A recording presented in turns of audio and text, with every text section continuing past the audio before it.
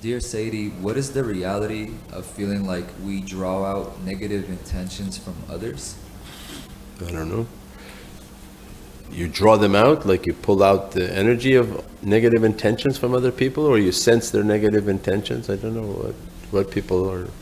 Everything is possible. You can go around people and feel all their negative intentions, if that's what draw out means, or somebody who's not well and different characteristics. You go near people, you can also pull their energy. If they're depressed, you go home feeling depressed. If they're anxious, in their presence you feel anxious, because you're picking up their heart signal. So we're an energy being. Your heart, when you train it, it's going to be very sensitive. And it sends out signals. Based on the energy that it's approaching, it'll send you a signal. The signal is either good from the person, or it's cautious from a person, or outright negative. So they gave me a device that you can put this and see the EMF on this thing. They gave me a device, go and see, okay, there's a cell tower here, it goes and then goes. But these are things that somebody made. You don't think that Allah made the heart perfected? When the heart is cleaned and cleansed, then it's attuned with their shaykh, then their heart is like a Geiger counter. It's like merely they go into the presence of people and they start to pick up the vibration and the energy. If the intention is good, if the intention is suspicious, intention is bad. Even through what you write, anything that you do, you apply an energy to it. So if you write something in an email and it comes towards the presence of the shaykh, they can understand the intention when you were writing that, because you put the energy into it. So we have a signature print on everything. Now intelligence people tell you, oh, they have also some similar things. There's a signature print on everything. They can go to a room when you leave and they put a device and they can see how many people were in that room, because there's an energy print in every room, everywhere. This is from technology that they have. Imagine now heavenly technology. We leave an energy signal on everything, a residue on everything. Everything you write, everything you say, when you make a phone call, when you put out a voice, when you make a text, it puts an energy package on it. That's why when you're going to deal with these spiritual and holy things, you wash, you clean, you make sure the intention is good, and then you interact with these realities so that you're always sending the correct intention and the correct energy in everything that people do or submit. If the energy is good, then alhamdulillah the vibrations come out good. And that's why everything is based on these vibrations. When we put out the nasheeds, it's with a very beatific intention for the love of Prophet ﷺ, and they pack it in with a lot of extra juice. When you listen to those nasheeds, they should hit the heart with a signal. And that's all that's necessary, continuously hitting the heart with the signal from heavens. And that's why the audience and the frequencies will be different. The youth that are listening to the rap, and that's all they want to listen to, and then there's going to be a different signal in that. Those who listen to reggae or pop or R&B, whatever it is, there's a signal coded in that. And when it is listened to, it enters into the heart and to the soul and begins to vibrate the necessary vibration to begin to correct all the imperfections that shaitan has put within the system of somebody. Because he's filled them with all the incorrect vibrations, codes and energies and frequencies. And he's been doing it for 30, 40, 50 years on somebody. So you don't think that they're all set with these incorrect vibrations and codings inside their heart and inside their body? Of course. So now when something comes from the heavens, it's going to go in there and hit it very hard and then try to recorrect and recalibrate.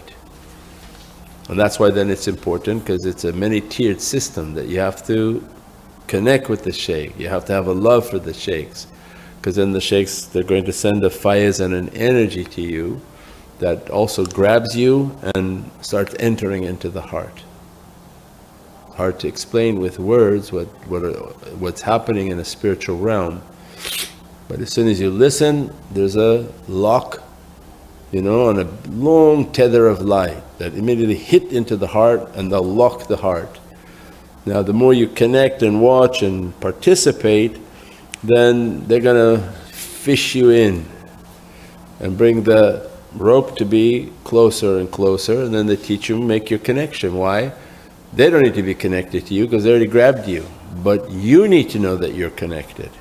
So as soon as you close your eyes and contemplate, you say, I see the shaykh right in front of me. Because they reeled you in, it's like fishing.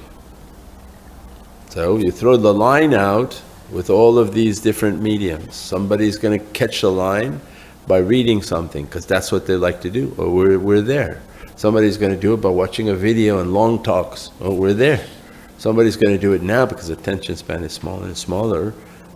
Somebody's like, I'm not going to get any information, I just like to listen to things. Because the attention span is now what, a minute, 2 minutes? Instead of 45-minute lecture on a video. So they'll listen to it and say, I've never heard these type of words, and boom, they lock the heart, and they're going to get them to hear another one, and they make a deeper lock, and then they begin to fish in the line. And some have a big struggle in themselves to come in. And like when you go fishing, if you do too fast, the fish, it is going to die because it's struggling too hard to come into the line.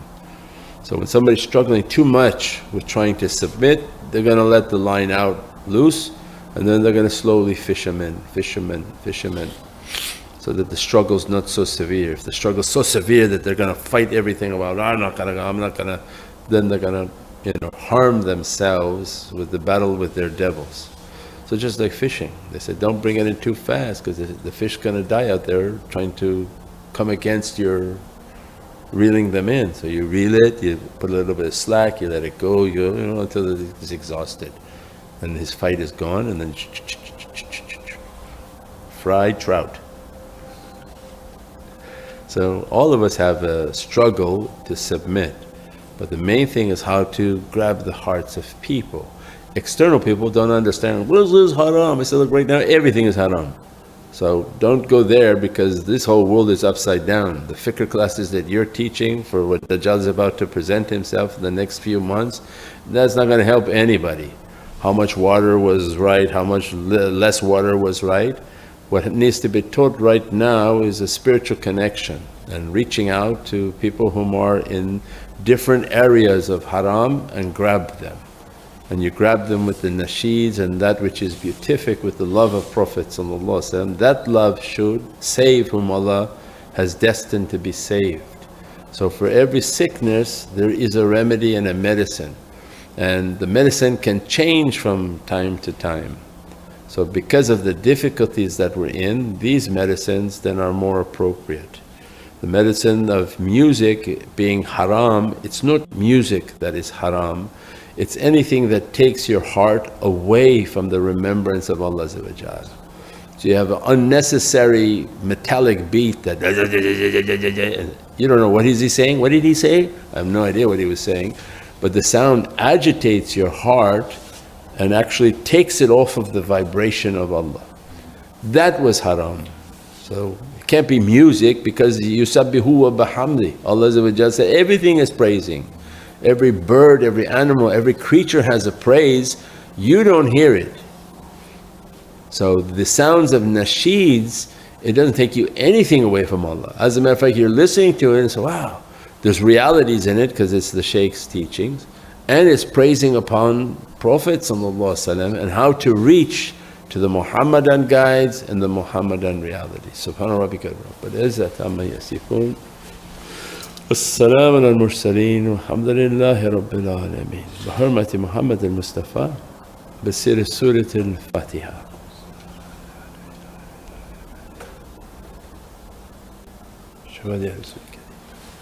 Ameen. Thank you for joining tonight. Inshallah we see everybody tomorrow night. Jummah Mubarak, same place, same time. Thank you. Assalamu alaikum wa rahmatullah.